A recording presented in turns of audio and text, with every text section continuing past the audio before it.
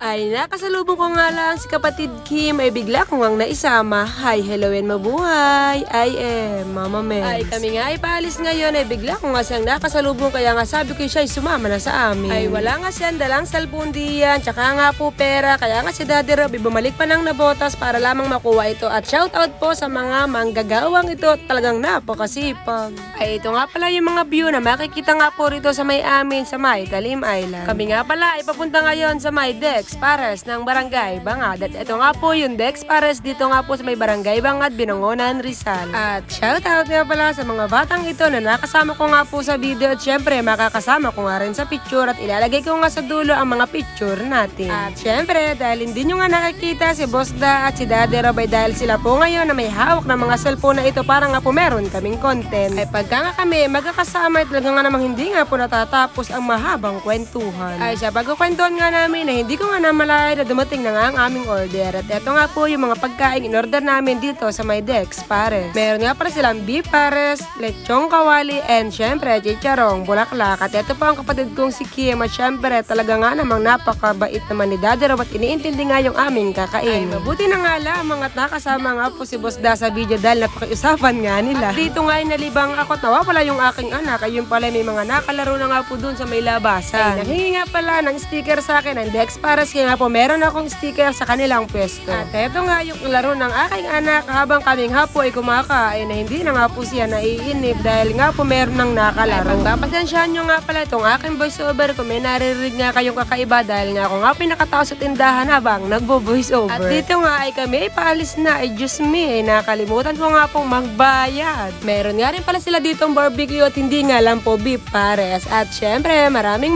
salamat sa mga batang ito na nakalaro nga ng aking anak. At dito nga po ay nagpaalaman na kami dahil kami nga po ay babalik pa sa aming kanya-kanyang tahanan. Ay nung papunta nga ay kami ang nasa unahan pero nga nitong pauwi na ay heto po nasa unahan na si Mami Kim at si Daddy Rob. At shout out sa mga gandang ito na amin nga pong nakasabay at sila nga doon isali ko sa vlog ay talaga nga namang nakakatuwa at sila na nga pong gustong masali sa aking content.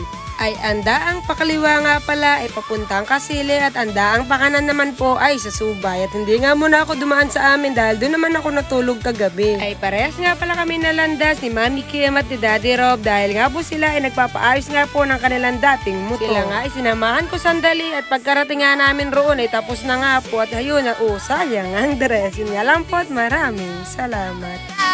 Sa vlog niya makikita saya ng isla. Yan si Mama Mens, tunay na inspirasyon ng talim.